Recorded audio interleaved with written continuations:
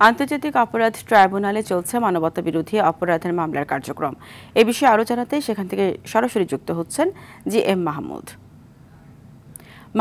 রাজধানীর চানখারপুলে ৬ জনকে হত্যার ঘটনার সাক্ষ্য দিতে সাক্ষী ও আসামিদের ট্রাইব্যুনালে আনা হয়েছে কিনা, এই মামলার বিষয়ে আর কি তথ্য আছে আপনার কাছে জানাবেন।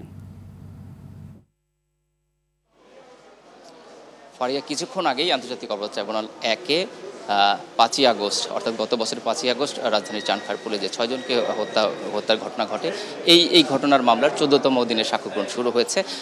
আজ ২ জন সাক্ষী দিবেন এমনটি কিন্তু প্রসিকিউশন থেকে জানানো হয়েছে এবং ইতিমধ্যে তাদেরকে হাজির করা হয়েছে। এর মধ্যে একজনকে বলা হচ্ছে যে এই ট্রাইব্যুনালের বিশেষ তদন্ত কর্মকর্তা, তিনিও আজকে সাক্ষী দিবেন।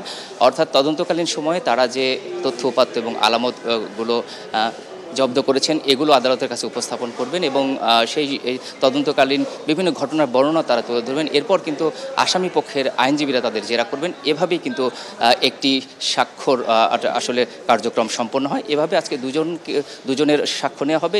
এখন পর্যন্ত এই ২ জন ছাড়া ২২ জনের সাক্ষ্যগ্রহণ সম্পন্ন হয়েছে। অর্থাৎ আজকে যদি এই ২ জনের সাক্ষ্যগ্রহণ সম্পন্ন হয় তাহলে ২৪ জনের সাক্ষ্যগ্রহণ সম্পন্ন হবে এই মামলায়। তো আমরা অপেক্ষা করছি, সাক্ষ্যগ্রহণ মাত্র শুরু হলো। আমরা কিছুক্ষণ পর বা পরবর্তী সংবাদে হয়তো আমরা জানাতে পারবো যে এ বিষয়ে আদালতের বিচারিক নির্দেশনা কি এলো। এর আগে সকালে কিন্তু এই মামলার ৮ আসামির গ্রেপ্তার ৪ জনকে হাজির করা হয় এবং আমরা দেখেছি এজলাসেও কিন্তু তাদেরকে উপস্থিত করা হয়েছে। অর্থাৎ তাদের সামনেই কিন্তু এই সাক্ষ্যগ্রহণ হবে এবং ইতিমধ্যেই শুরু হয়ে গেছে। তো আমরা অপেক্ষা করছি, পরবর্তী সংবাদে এই বিষয়ে আরও বিস্তারিত তথ্য আপনাকে জানাতে পারবো। তো এই ছিল আমার কাছে আন্তর্জাতিক অপরাধ ট্রাইব্যুনাল থেকে সর্বশেষ তথ্য। ধন্যবাদ আপনাকে। ঢাকা সহ দেশের ১৫ জেলায় নতুন জেলা প্রশাসক নিয়োগ দিয়েছেন অন্তর্বর্তী সরকার। সাপ্তাহিক ছুটির দিন শনিবার মধ্যরাতে ৬ জন ডিসিকে অন্য জেলায় বদলি এবং উপসচিব পদ ও মর্যাদার ৯ জন কর্মকর্তাকে ৯টি জেলায় ডিসির দায়িত্ব দিয়ে জনপ্রশাসন মন্ত্রণালয় থেকে প্রজ্ঞাপন জারি করা হয়।